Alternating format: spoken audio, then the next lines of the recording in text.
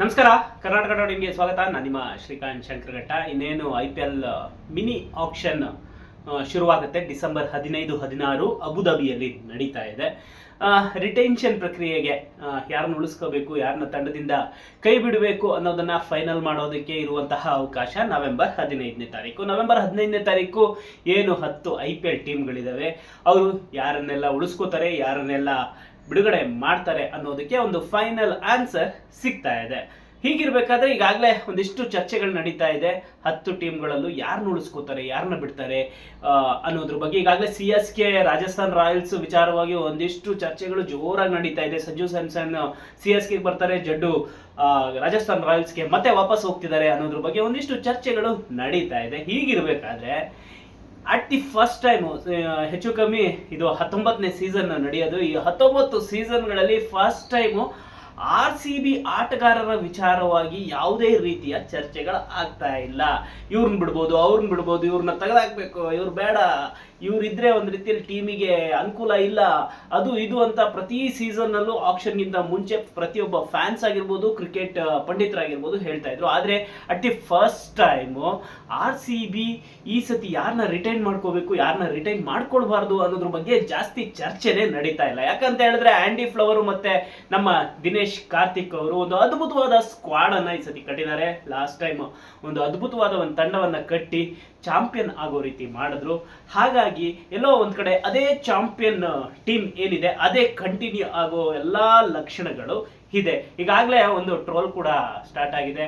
ಎಲ್ಲ IPL ಟೀಮ್ಗಳು ತಮ್ಮ ಆಟಗಾರರು ಯಾರು ಇರಬೇಕು, ಯಾರು ಇರಬಾರ್ದು ಅನ್ನೋದ್ರ ಬಗ್ಗೆ ತಲೆ ಕೆಡಿಸ್ಕೊತಾ ಇದ್ರೆ, ನಮ್ಮ ಟೀಮ್ ಮ್ಯಾನೇಜ್ಮೆಂಟ್ ಈಗಾಗಲೇ ಫುಲ್ಲು ರಿಲ್ಯಾಕ್ಸ್ ಮೂಡಲ್ಲಿದೆ. ಅದರಲ್ಲೂ ಸಹ ಆಂಡಿ ಫ್ಲವರ್ ಮತ್ತೆ DK ಅವರು ಫುಲ್ಲು ರಿಲ್ಯಾಕ್ಸ್ ಮೂಡಲ್ಲಿದ್ದಾರೆ. ಯಾಕಂತ ಹೇಳಿದ್ರೆ ಒಂದು ಅದ್ಭುತ ಸ್ಕ್ವಾಡ್ ಅನ್ನು ಈಗಾಗಲೇ ಕಟ್ಬಿಟ್ಟಿದ್ದಾರೆ. ಹಾಗಾಗಿ ಅವರಿಗೆ ಚಿಂತೆ ಇಲ್ಲ, ಒಂದು ಆರಾಮಾಗಿ ಇದ್ದಾರೆ ಅನ್ನೋ ಒಂದು ಮಾತನ್ನ ಈಗಾಗಲೇ ಸೋಷಿಯಲ್ ಮೀಡಿಯಾಗಳಲ್ಲಿ ಟ್ರೋಲ್ ಮಾಡ್ತಾ ಇದ್ದಾರೆ. ಆದ್ರೂ ಸಹ RCB ಈ ಸತಿ ಒಂದಿಷ್ಟು ಆಟಗಾರರನ್ನ ಕೈಬಿಟ್ಟು ಇನ್ನೂ ಏನು ಇದೆಯಲ್ಲ ಆ ಸ್ಕ್ವಾಡ್ ಅನ್ನ ಇನ್ನಷ್ಟು ಸ್ಟ್ರಾಂಗ್ ಮಾಡಬೇಕು ಅನ್ನೋ ಒಂದು ಪ್ಲಾನ್ ಅನ್ನ ಮಾಡ್ಕೊಂಡಿದೆ. ಹಾಗಾಗಿ ಕೆಲವೊಂದು ಆಟಗಾರರಿಗೆ ಈ ಸತಿ ಮಿನಿ ಹರಾಜಿಗೂ ಮುನ್ನ ತಂಡದಿಂದ ಗೇಟ್ ಪಾಸ್ ಕೊಡುವಂತಹ ಸಾಧ್ಯತೆಗಳು ಇದೆ ಅಂತಾನೆ ಹೇಳ್ಬೋದು. ಹಾಗಾದ್ರೆ RCB ಈ ಸತಿ ಮಿನಿ ಆಕ್ಷನ್ಗೂ ಮುಂಚೆ ಯಾರ್ಯಾರನ್ನ ಕೈ ಬಿಡಬಹುದು ಅನ್ನೋದ್ರ ಬಗ್ಗೆ ಒಂದು ಸಣ್ಣ ಲೆಕ್ಕಾಚಾರವನ್ನ ನೋಡ್ತಾ ಹೋದ್ರೆ ಇಷ್ಟು ಜನ ಆಟಗಾರರ ಲಿಸ್ಟ್ ಸಿಗುತ್ತೆ.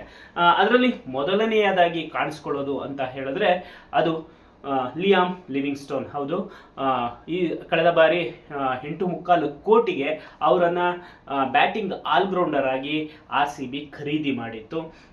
ಒಂದು ಎಕ್ಸ್ಪೆಕ್ಟೇಷನ್ ಅವ್ರ ಮೇಲೆ ತುಂಬಾನೇ ಇತ್ತು. ಒಬ್ಬ ಲೋ ಆರ್ಡರ್ನಲ್ಲಿ RCBಗೆ ಬ್ಯಾಟಿಂಗ್ ಆಗಲಿ ಆಧಾರವಾಗಿರ್ತಾರೆ, ಮತ್ತು ಸ್ಪಿನ್ ವಿಭಾಗದಲ್ಲಿ ತಂಡಕ್ಕೆ ಬೌಲಿಂಗ್ನಲ್ಲೂ ಸಹ ಆಧಾರವಾಗಿರ್ತಾರೆ ಅಂತ ಹೇಳ್ಬಿಟ್ಟು RCB ಮ್ಯಾನೇಜ್ಮೆಂಟ್ ಅನ್ಕೊಂಡಿತ್ತು. ಆದರೆ ಎಲ್ಲೋ ಒಂದು ಕಡೆ ಲಿಯಾಮ್ ಲಿವಿಂಗ್ಸ್ಟೋನ್ ಕಡೆಯಿಂದ ಆ ರೀತಿಯ ಒಂದು ಪರ್ಫಾರ್ಮೆನ್ಸ್ ಬರಲಿಲ್ಲ. ಆಡಿದ್ರು 10 ಮ್ಯಾಚ್ ಆಡಿದ್ರು, 10 ಮ್ಯಾಚಲ್ಲಿ 100 ಚಿಲ್ಲರೆ ರನ್ ಅಷ್ಟೇ ಹೊಡೆದ್ರು.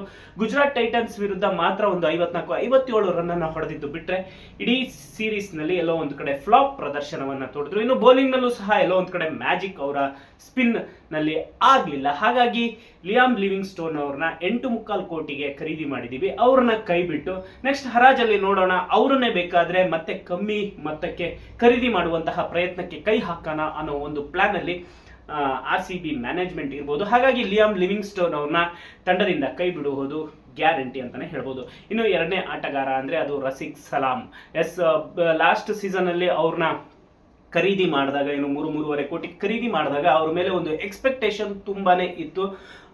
ಟೀಮ್ ಇದು RCBಗೆ ಎಲ್ಲೋ ಒಂದು ಕಡೆ ಬೌಲಿಂಗ್ ನಲ್ಲಿ ಪ್ಲಸ್ ಆಗ್ತಾರೆ ಅಂತೇಳಿ ಅನ್ಕೊಂಡಿದ್ರು. ಹಾಗಾಗಿನೇ ಏನು RCB ಓಪನಿಂಗ್ ಮ್ಯಾಚ್ KKR ವಿರುದ್ಧದ ಮ್ಯಾಚ್ ನಲ್ಲೇ ಅವರಿಗೆ ಒಂದು ಅವಕಾಶವನ್ನ ನೀಡಲಾಗಿತ್ತು. ಆದ್ರೆ ಆ ಅವಕಾಶವನ್ನ ಅವರು ಉಪಯೋಗಿಸ್ಕೊಳ್ಳೋದ್ರಲ್ಲಿ ಎಲ್ಲೋ ಎಡುವುದ್ರು, ಬೌಲಿಂಗ್ ನಲ್ಲಿ ದುಬಾರಿ ಆದ್ರು. ಹಾಗಾಗಿ ರಸಿಕ್ ಸಲಾಂನವ್ರನ್ನು ಸಹ ಈ ಸತಿ ತಂಡದಿಂದ ಕೈ ಬಿಡುವಂತಹ ಸಾಧ್ಯತೆ ಹೆಚ್ಚಾಗಿದೆ ಅಂತಾನೆ. ಮೂರನೇ ಆಟಗಾರ ಅಂದ್ರೆ ಅದು ಬೇರೆ ಯಾರು ಅಲ್ಲ, ಮಯಾಂಕ್ ಅಗರ್ವಾಲ್ ಅವ್ರನ್ನ ಏನಾರೆ ಕೈ ಬಿಡ್ತಾರ ಅನ್ನೋ ಚರ್ಚೆ ಕೂಡ ನಡೀತಾ ಇದೆ. ಮಯಾಂಕ್ ಅಗರ್ವಾಲ್ ಅವರು ದೇವದತ್ ಪಡಿಕ್ಕಲ್ ಅವರ ಬದಲಿ ಆಟಗಾರರಾಗಿ ಬಂದಂತಹದ್ದು. ಹಾಗಾಗಿ ಅವನು ತಂಡದಿಂದ ಕೈ ಬಿಡಬಹುದು ಅನ್ನೋ ಒಂದು ಮಾತುಗಳು ಕೇಳಿ ಬರ್ತಾ ಇದೆ. ಇದ್ರ ಜೊತೆಯಲ್ಲಿ ಲಿಂಗಿ ಎನ್ಗಿಡಿ, ಸೌತ್ ಆಫ್ರಿಕಾದ ಬೌಲರು, 1 ಕೋಟಿ ಮೊತ್ತಕ್ಕೆ ಲಿಂಗಿ ಎನ್ಗಿಡಿ ಅವ್ರನ್ನ ಖರೀದಿ ಮಾಡಿದ್ರು. 2 ಮ್ಯಾಚ್ ಅನ್ನು ಸಹ ಆಡಿಸಿದ್ರು, 2 ಮ್ಯಾಚ್ ಇಂದ 2 ವಿಕೆಟ್ ಅನ್ನ ಪಡೆದಿದ್ರು. ಆದ್ರೆ ಸೌತ್ ಆಫ್ರಿಕಾ ಸರಣಿ ಆಡಬೇಕಾಗಿದ್ರಿಂದ IPL ನ ಮಧ್ಯಭಾಗದಲ್ಲೇನೆ ತಂಡವನ್ನ ಬಿಟ್ಟು ಹೋಗಿದ್ರು. ಈ ಸತಿ ಅವ್ರನ್ನ ಕೈ ಬಿಡುವಂತಹ ಸಾಧ್ಯತೆ ಇದೆ. ಲುಂಗಿ ಎನ್ಗಿಡಿ ಅವ್ರನ್ನ ಕೈ ಬಿಟ್ಟು ಅವರ ಬ್ಯಾಕಪ್ ಆಗಿ ಏನು ಹೇಜಲ್ವುಡ್ ಅವರ ಬ್ಯಾಕಪ್ ಆಗಿ ಬೇರೆಯವ್ರನ್ನ ಖರೀದಿ ಮಾಡುವಂತಹ ಸಾಧ್ಯತೆಗಳು ಇದೆ ಅಂತಾನೆ ಹೇಳಬಹುದು. ಇನ್ನು ನೆಕ್ಸ್ಟ್ ನಮ್ಮ RCB ಯ ಲಕ್ಕಿ ಚಾರ್ಮ್ ಅಂತೇಳಿ ಕಳೆದ ಸೀಸನ್ ಅಲ್ಲ ಆದ್ರೂ ಕಳೆದ ಸೀಸನ್ ಅಲ್ಲಿ ಹೇಳ್ಕೊಂಡು ಬಂದಿದ್ದಂತಹ ಸ್ಪಿನ್ ಆಲ್ರೌಂಡರು ಸ್ವಪ್ನಿಲ್ ಸಿಂಗ್ ಅವ್ರನ್ನು ಸಹ RCB ಈ ಬಾರಿ ತಂಡದಿಂದ ಕೈ ಬಿಡುವಂತಹ ಸಾಧ್ಯತೆಗಳು ಇದೆ ಅಂತಾನೆ ಹೇಳ್ಬೋದು. ಇನ್ನು ಬೇರೆ ಇನ್ನು ಬೆಂಚ್ ಅಲ್ಲಿ ಕಾದಂತಹ ಸುಮಾರು ಆಟಗಾರರಿದ್ದಾರೆ. ಅದರಲ್ಲಿ ಕೆಲವು ಆಟಗಾರರನ್ನ ಇನ್ನು ಮನೋಜ್ ಬಾಂಡೇಗಿ ಅವರಿದ್ದಾರೆ, ಅಭಿಷೇಕ್ ಸಿಂಗ್ ಅವರಿದ್ದಾರೆ, ಇನ್ನು ಬೇರೆ ಆಟಗಾರರಿದ್ದಾರೆ. ಅವ್ರನ್ನೂ ಸಹ ಕೆಲವೊಂದು ಆಟಗಾರರನ್ನ ತಂಡದಿಂದ ಕೈ ಬಿಡುವಂತಹ ಸಾಧ್ಯತೆ ಇದೆ ಅಂತ ಹೇಳಲಾಗ್ತಾ ಇದೆ. ಸದ್ಯ ಮಿನಿ ಆಕ್ಷನ್ ಡಿಸೆಂಬರ್ 15ಕ್ಕೆ ನಡೀತಾ ಇದೆ. ಪರ್ಸಲ್ಲಿ 125 ಕೋಟಿ ಮೊತ್ತ, ಅದರಲ್ಲಿ ಈಗ ಪ್ಲಸ್ 5 ಕೋಟಿ ಆಡ್ ಆಗುತ್ತೆ ಅಂತ ಹೇಳ್ತಾ ಇದ್ದಾರೆ. ಹಾಗಾಗಿ 130 ಕೋಟಿ ಪರ್ಸಲ್ಲಿ ಇರುತ್ತೆ. ಅದರಲ್ಲಿ ಈಗಾಗಲೇ ಆಟಗಾರನ ಉಳಿಸ್ಕೊಳ್ಳೋ ಪ್ರಕ್ರಿಯೆಯಲ್ಲಿ ಒಂದು 90ರಿಂದ 100 ಕೋಟಿವರೆಗೂ ವ್ಯಯಿಸಿ ಇನ್ನೊಂದು 30 ಕೋಟಿಯಲ್ಲಿ ಮಿನಿ ಆಕ್ಷನ್ಗೆ ಹೋಗುವಂತಹ ಸಾಧ್ಯತೆ RCBದು ಇದೆ ಅಂತ ಹೇಳ್ಬೋದು. ಸದ್ಯಕ್ಕೆ ಲಿಯಾಮ್ ಲಿವಿಂಗ್ಸ್ಟೋನ್ ಆಗಿರ್ಬೋದು, ಸ್ವಪ್ನಿಲ್ ಸಿಂಗ್ ಇರ್ಬೋದು, ಲುಂಗಿ ಎಂಗಿಡಿ ಇರ್ಬೋದು, ಇದ್ರ ಜೊತೆಯಲ್ಲಿ ಯಶ್ ದಯಾಳ್ ವಿಚಾರವಾಗೂ ಸಹ ಒಂದಿಷ್ಟು ಚರ್ಚೆ ನಡೀತಾ ಇದೆ. ಯಾಕಂತ ಹೇಳಿದ್ರೆ ಅವ್ರ ಮೇಲೆ ಒಂದು ಗುರುತರ ಆರೋಪ ಇರೋದ್ರಿಂದಾಗಿ ಯಶ್ ದಯಾಳ್ ಅವ್ರನ್ನ ಉಳಿಸ್ಕೋತಾರ ಇಲ್ವಾ ಅನ್ನೋದ್ರ ಬಗ್ಗೆ ಕೂಡ ಚರ್ಚೆ ಇದೆ. 50-50 ಚಾನ್ಸಸ್ ಇದೆ. ನೋಡೋಣ ಏನಾಗುತ್ತೆ ಅಂತ ಹೇಳ್ಬಿಟ್ಟು ಅವ್ರನ್ನೇನಾದ್ರೆ IPL ನಿಂದನೇ ಬ್ಯಾನ್ ಮಾಡ್ತಾರ ಅಥವಾ ಬ್ಯಾನ್ ಅನ್ನೋದಕ್ಕಿಂತ ದೂರ ಇಡ್ತಾರ, ಹರಾಜಿನಲ್ಲಿ ಅವ್ರ ಹೆಸರು ಬರ್ಲಿಲ್ದಂಗೆ ನೋಡ್ಕೋತಾರ, ಅಥವಾ RCB ಅವ್ರನ್ನ ರಿಟೈನ್ ಮಾಡ್ಕೊಳ್ತಾ ಇಲ್ಲ, ರಿಟೈನ್ ಮಾಡ್ಕೊಳ್ದೆ ಏನು ಆರೋಪ ಮುಕ್ತರಾಗಿ ಬರ್ಲಿ ಆಮೇಲೆ ನೋಡೋಣ ಅಂತ ಹೇಳ್ಬಿಟ್ಟು ಅವ್ರನ್ನೇನ ರಿಲೀಸ್ ಮಾಡ್ತಾರ ಅನ್ನೋದ್ರ ಬಗ್ಗೆ ಕೂಡ ಕನ್ಫ್ಯೂಷನ್ ಇದೆ. ಸದ್ಯಕ್ಕೆ ಯಶ್ ದಯಾಳ್ ವಿಚಾರದಲ್ಲೂ ಸಹ 50-50 ಚಾನ್ಸಸ್ಗಳಿದೆ. ಉಳಿಸ್ಕೋಬಹುದು ಅಥವಾ ಉಳಿಸ್ಕೊಳ್ಳದೆ ಇರಬಹುದು, ಇದು ಕೂಡ ಇದೆ. ಹಾಗಾಗಿ ನೋಡೋಣ ಏನಾಗುತ್ತೆ ಅಂತ ಹೇಳ್ಬಿಟ್ಟು. ಇನ್ನೇನು 2-3 ದಿನದಲ್ಲಿ ರಿಟೆನ್ಷನ್ ಪ್ರಕ್ರಿಯೆ ಇರೋದ್ರಿಂದಾಗಿ ಅಲ್ಲಿ ಎಲ್ಲವೂ ಗೊತ್ತಾಗುತ್ತೆ. ಸದ್ಯಕ್ಕೆ ಇಷ್ಟು ಜನ ಆಟಗಾರರ ಬಗ್ಗೆ ಒಂದಿಷ್ಟು ಕುತೂಹಲ ಇದೆ. ಇವ್ರನ್ನ ರಿಲೀಸ್ ಮಾಡ್ತಾರೆ ಅನ್ನೋ ಒಂದು ಚರ್ಚೆಗಳು ನಡೀತಾ ಇದೆ. ಸದ್ಯಕ್ಕೆ ಇದು ಅಪ್ಡೇಟ್. ನಿಮ್ಮ ಪ್ರಕಾರ RCB ಈ ಬಾರಿ IPL ಮಿನಿ ಹರಾಜಿಗೂ ಮುನ್ನ RCBಲಿ ಯಾವೆಲ್ಲ ಆಟಗಾರರನ್ನ ತಂಡದಿಂದ ಕೈ ಬಿಡಬೇಕು? ನಿಮ್ಮ ಅನಿಸಿಕೆ ಅಭಿಪ್ರಾಯ ಏನಾಗಿರುತ್ತೆ? ಕಮೆಂಟ್ ಮಾಡಿ ತಿಳಿಸಿ.